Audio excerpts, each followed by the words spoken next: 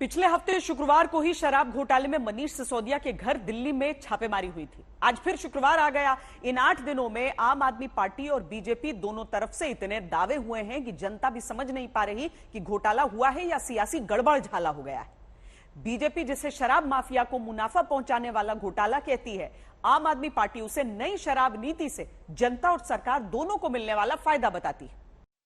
क्या घोटाला है? घोटाला क्या है ये समझ ही नहीं रहा अभी तक। 2% से बढ़ा के 12% करके शराब माफिया को हजारों करोड़ का फायदा पहुंचाया। सारा झूठ है अध्यक्ष महोदय, सारा। जनता के ऊपर कोई बर्डन नहीं, सरकार के ऊपर कोई बर्डन नहीं, बल्कि सरकार की फीस कई गुना बढ़ा दी गई। दिल्ली में जो लोग हैं वो मुद्दों को डाइवर्ट करने के मास्टर हैं, हम उनके आसपास सोच भी नहीं सकते। दिल्ली के शराब घोटाले में मनीष सिसोदिया के घर छापे के बाद राजनीतिक रस्साकशी को 1 हफ्ते हो गए। बीजेपी कहती है शराब माफिया को फायदा पहुंचाकर करोड़ों का घोटाला हुआ। आम आदमी पार्टी का दावा घोटाला कहीं है ही नहीं। ये पहला ऐसा भ्रष्टाचार का मामला उठाया जा रहा है जिसमें जनता फायदे में है। दिल्ली में अगर कोई बोतल 750 रुपए की मिलती थी पुरानी एक्साइज पॉलिसी में, तो नई एक्साइज पॉलिसी में वो भी 750 की मिल रही है।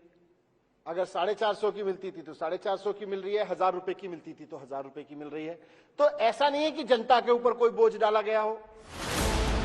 ईडी की प्रारंभिक जांच के आधार पर सामने आए दस्तावेज में जो दावा पहले किया गया उसे जान लीजिए।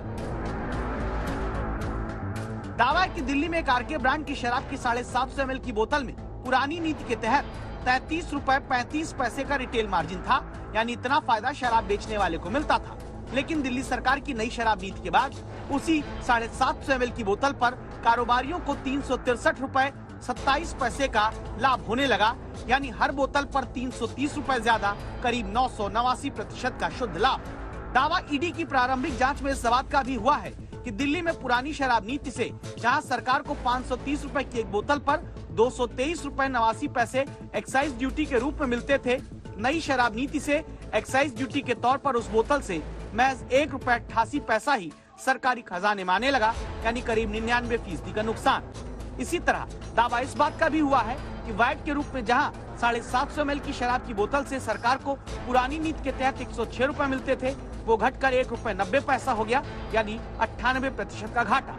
आरोप है कि शराब के कारोबारियों का मुनाफा बढ़ाकर बदले में पैसा लिया गया। जांच एजेंसियां इसी बात की जांच कर रही हैं। पिछले 10 दिनों से जनता जो सवाल पूछ रही है, विपक्ष जो सवाल पूछ रहा है कि आपने शराब माफियाओं का कमीशन 2% से बढ़ा के 12% क्यों किया, इसके जवाब की उम्मीद से विधानसभा सत्र में आपके भाषण को लोग सुन रहे थे। लेकिन 2% से बढ़ा के 12% करके शराब माफिया को हजारों करोड़ का फायदा पहुंचाया, कोई जवाब नहीं आया केजरीवाल जी। जिस चीज की फीस सरकार पहले पुराने रिजीम में 10 लाख रुपए लेती थी, उसकी फीस, होलसेल की फीस हमने 5 करोड़ रुपए कर दी। तो सरकार लाइसेंसी से जिस चीज की फीस 10 लाख रुपए लेती थी, उसकी फीस हमने 5 करोड़ कर दी।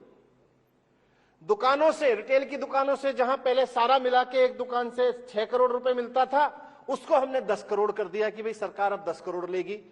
तो 10 लाख की जगह सरकार ले रही है, 5 लाख की जगह सरकार ले रही है 5 करोड़। 8 लाख 10 लाख की फीस जहां से होती थी जिन दुकानों की पहले लाइसेंस फीस, आज उनकी 10-10 करोड़ लाइसेंस फीस हो गई। एवरेज निकालोगे तो आप, और ये कह रहे हैं जी भ्रष्टाचार हो गया।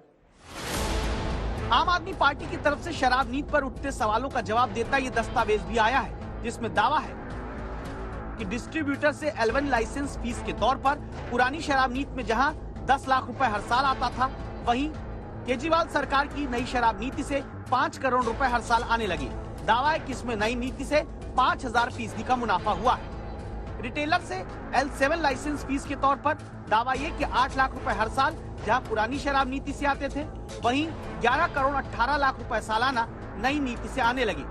दावा आम आदमी पार्टी का इसमें 14,000% के फायदे का है। इसी तरह दावा सरकार का रेवेन्यू पुरानी शराब नीति में जहां 6,000 करोड़ रुपए सालाना था, वो नई नीति में 9,500 करोड़ रुपए होने का है। दावा 60% के इजाफे का है। इसीलिए जरूरी है कि जल्द जांच एजेंसी अपनी इन्वेस्टिगेशन पूरी करें, ताकि शराब घोटाला वाकई घोटाला है या सिर्फ सियासी गड़बड़झाला या आईने की तरह साफ हो सके, न कि बीजेपी आम आदमी पार्टी के बीच शराब घोटाले के नाम पर अपने अपने दावों के गिलाफ टकराते रहें। पंकज जैन के साथ मुनीश पांडे, दिल्ली आज तक।